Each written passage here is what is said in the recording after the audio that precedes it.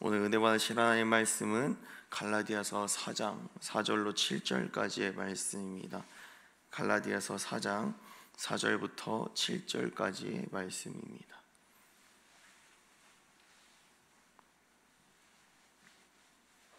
갈라디아서 4장 4절로 7절까지의 말씀 다 같이 합독하도록 하겠습니다. 시작. 때가 차매 하나님이 그 아들을 보내사 여자에게서 나게 하시고 율법 아래에 나게 하신 것은 율법 아래에 있는 자들을 속량하시고 우리로 아들의 명분을 얻게 하려 하심이라. 너희가 아들임으로 하나님이 그 아들의 영을 우리 마음 가운데 보내사 아빠 아버지라 부르게 하셨느니라. 그러므로 내가 이후로는 종이 아니요 아들이니 아들이면 하나님으로 말미암아 유업을 받을 자니라. 아멘. 할렐루야. 오늘 저는 갈라디아서 4장의 말씀을 중심으로 수단적 신앙, 관계적 신앙이라는 제목으로 말씀을 전하고자 합니다. 오늘 본문에는 하나님과의 관계에 대하여 말하고 있습니다. 4장 1절부터 7절까지 보게 되면 구약과 신약에서의 큰 차이를 설명하고 있는데, 먼저 구약에서 말하는 하나님과의 관계에 대하여 보도록 하겠습니다. 특히 갈라디아서 4장 3절에 가장 잘 나와 있는데, 우리 갈라디아서 4장 3절에 한번 읽어보도록 하겠습니다. 시작. 이와 같이 우리도 어렸을 때에 이 세상의 초등학문 아래에 있어서 종노릇 하였더니. 아멘. 예수 그리스도가 이 땅에 오셔서 율법을 완성하시고 자유케 하시기 이전에는 초등학문 아래에 있었습니다. 여기서 말하는 초등학문은 율법입니다. 어제 3장에서 보았듯이 율법은 예수께로 인도하는 초등교사다라고 말하고 있습니다. 그러나 이러한 대속의 은혜가 있기 전에는 하나님과 이스라엘 백성의 관계는 왕과 백성의 관계였습니다. 하나님께서는 원래 그들의 백성을 직접 다스리시고 말씀하셨습니다. 그런데 이스라엘 백성은 하나님의 말씀 듣기를 싫어하며 거부했습니다.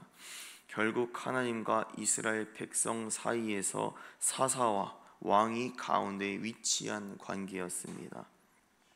또한 죄에 대한 대가를 하나님께서는 그들에게 차하셨습니다.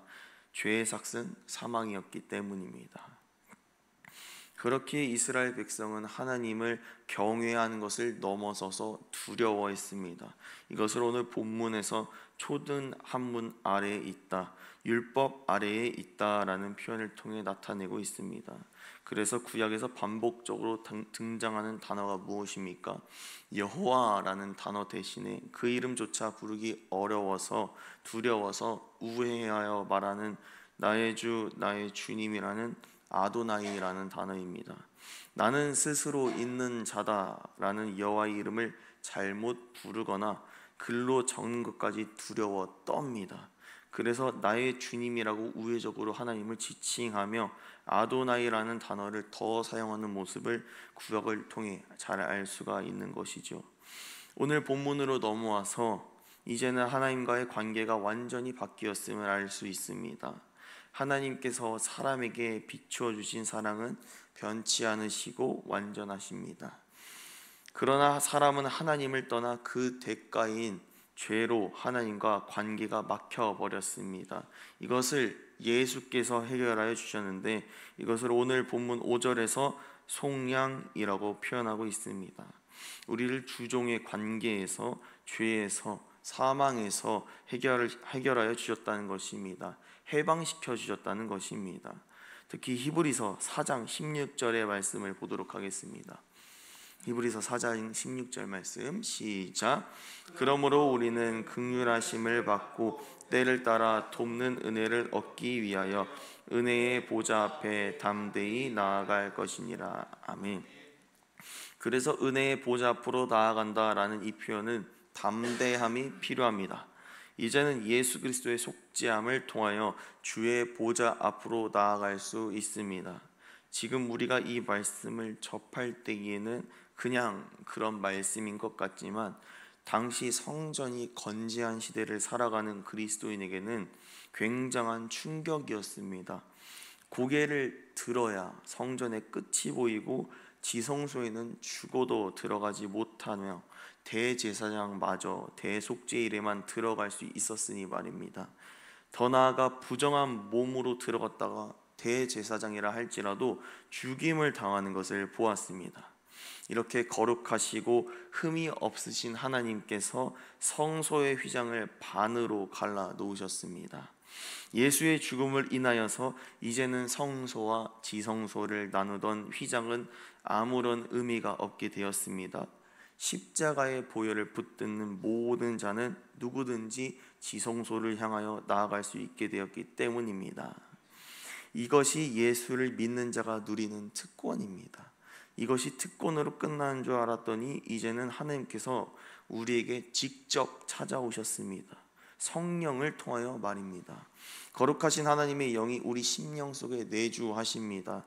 이것이 우리가 살아가며 누릴 수 있는 가장 큰 복입니다. 하나님과 동행할 수 있는 방법이요, 어느 때이든지 진리신 성령님과 대화할 수 있는 특권이 우리에게 주어졌다는 것입니다. 또한 휘장이 찢어지며 하나님께 나아가는 길이 활짝 열렸듯이 하나님을 이제 아버지라고 부를 수 있게 되었습니다. 사랑하는 여러분, 두려움과 걱정이 있으십니까? 아버지 되시는 하나님께 나아가십시오. 그분에게 해결책이 있으십니다. 구하고 두드리는 자에게 찾아오시는 분이, 찾아주시는 분이 우리 아버지 하나님인 줄로 믿습니다. 이러한 하나님의 은혜가 주어졌음에도 불구하고 하나님 아버지를 나의 수단으로 삼으려는 권리적인 수단이 점점 우리의 심령 속에서 기어 나오고 있습니다. 우리에게 주어진 은혜는 우리 모두가 잘해서 받는 것이 아니라 하나님의 절대 주권적인 사랑입니다. 그런데 이 사랑을 저울에 달아서 나의 유익과 생각을 위해 구한다면 창조주 아버지 하나님의 마음이 어떻겠습니까? 오늘 저는 여러분들에게 도전을 드리고 싶습니다. 하나님을 믿되 내가 원하는 것을 받으려는 수단적인 신앙을 청산하시고 하나님을 정말 나의 아버지로 인정하는 관계적인 신앙으로 변화하는 저와 여러분들이 되기를 축복합니다. 그러므로 말미암아 하나님 아버지와 확실한 관계가 열릴 때에, 확실한 관계가 맺어질 때에 구하는 모든 것을 받고 닫힌 것이 열어지는 역사가 우리 삶 가운데 넘쳐날 것입니다. 이것을 기억하시고 날마다 하나님과의 관계에 매달리는 모두가 되기를 원합니다. 이제 우리의 삶에서 하나님을 향해 어떠한 신앙을 가지고 있는지 점검하고자 합니다. 나의 신앙이 절대적인지 수단적인지 분별하는 가장 쉽고 강력한 체크리스트를 찾게 되었습니다. 제가 20살이 되고 코로나 바이러스가 대한민국을 덮치게 되었습니다. 이제 대학교에 가서 재미있게 공부하고 놀려고 기대했던 제 마음과 달리 이 마스크가 법으로 의무화되는 세상, 사회적 거리두기가 제도화되는 세상 속에서 살아가게 되었습니다. 코로나가 창궐하기 직전 20년도의 시작을 저는 서울에서 시작을 하게 되었는데요. 아버지를 따라 전주에서 약 8년 동안 신앙생활을 하다가 이전에 경험한 서울의 공기와 대형교회에서 나오는 최고의 음향을 경험하고자 약 3주 동안 서울에서 살았는데, 당연히 새해가 밝았으니까 송구연신 예배를 드려야겠다는 마음을 가지고 저희 누나가 다니는 교회로 가게 되었습니다. 그런데 그 교회에서 총 2개의 종이를 주었습니다. 무엇인지 자세히 보니까 2019년도의 신앙생활을 돌아보는 체크리스트 한 장과 그리고 2020년도 올해를 시작하는 기도 제목 종이었습니다. 저는 그 교회 성도가 아니었던지라 안 해도 되었지만 저의 성격은 무엇이든지 주면 해보는 성격이어서 기억이 나는 대로 이 2019년 신앙생활을 어떻게 하였는지 빈칸을 채워 나갔습니다. 대신 2019년에 체크리스트를 작성하기 전에 먼저 2020년도의 기도 제목을 먼저 적었습니다. 저를 위한 기도 제목을 잔뜩 적어놓고 이제 2019년도의 신앙생활을 점검하는 표를 작성하여 나갑니다. 그렇게 다 적고 자연스럽게 2장의 종이를 비교하게 되었습니다. 그때 저의 가슴 깊은 곳에 주님의 목소리가 울리게 되었습니다. 아들아, 나는 너의 기도 제목에 응답했다. 나는 너를 위해 너는 나를 다짐한 것 중에 무엇을 했니? 라고 주님께서는 저에게 질문을 하셨습니다. 그때 저는 아무 말도 할 수 없었습니다. 전도한다고 해놓고 한 명도 하지 못한 게으른 학생이었기 때문입니다. 그렇게 저는 지금까지 하나님을 아버지라고 부르기만 했지, 그분을 수단적으로 이용하고 사용하려 했던 교만이 깨달아지게 되면서 눈물로 회개했습니다. 5년이 흘러서 지금을 돌아보니까 아직도 하나님께 약속한 것을 지키지 못하고, 더 나아가 시작도 못한 것들이 너무나도 많은 것 같습니다. 그럼에도 불구하고 하나님은 우리의 아버지가 되어 주셔서 우리의 간구에 응답하셨습니다. 사랑하는 여러분, 신앙생활은 하나님께서 나에게만 사랑을 주시는 것이 아닙니다. 신앙생활은 예수가 날 위하여 죽기까지 사랑해 주셨듯이 나도 예수를 위하여 죽기까지 사랑하는 것이 신앙생활이요 영적인 생활입니다. 나도 예수를 위해 죽으리라, 나도 예수를 끝까지 사랑하리라 라고 말하는 것이 신앙 양심인 것입니다. 우리는 절대로 신앙생활을 이렇게 수단적으로 착각해서는 절대로 안 됩니다. 우리 신앙의 분량은 예수가 나를 사랑해 주신 그 분량까지 도달해야 하는데, 세상 속에 그 사랑을 놓치고 있습니다. 이러한 모습을 바라볼 때에 우리의 아버지 되시는 하나님의 마음이 얼마나 아프시겠습니까? 오늘 말씀을 통하여 하나님을 진정 나의 아버지로 인정하고 대우하며 뜨겁게 사랑하는 저와 여러분의 삶이 되기를 축복합니다.